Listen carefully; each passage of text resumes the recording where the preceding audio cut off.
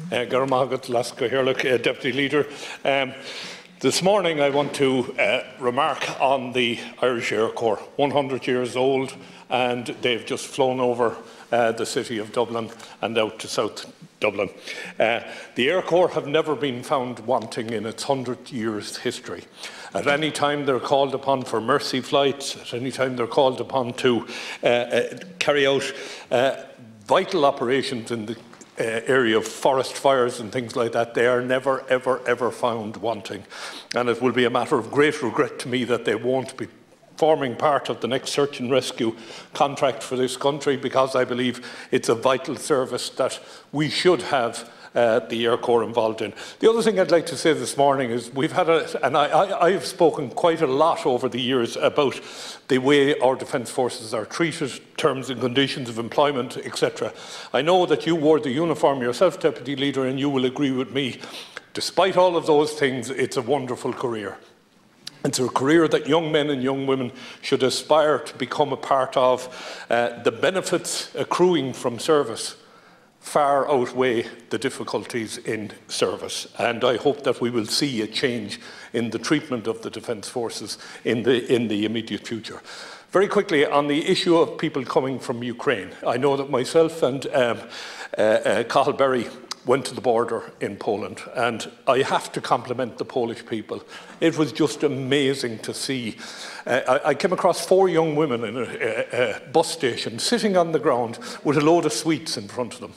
And I asked them, you know, who were they with? They said, no, we just finished work a couple of hours ago and we pooled what money we had together. We bought some sweets because there's a lot of kids around here. And the kids were coming up, taking what they wanted and walking away. And it was just so moving to watch. But I spoke to you yesterday about my fear.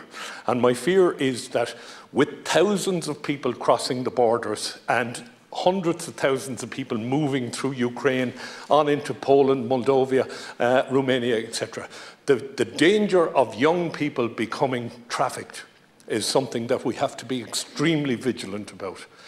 The young people, we've seen 10-year-old children sent with notes on their hand to relatives to travel by train alone. We've seen particularly young girls, and that would be my fear, young girls travelling alone.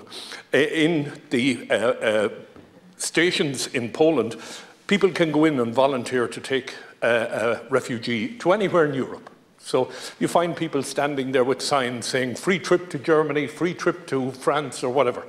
Now, the Poles are doing a fantastic job, but that doesn't mean that you're not going to get the oddball every now and then in the pile.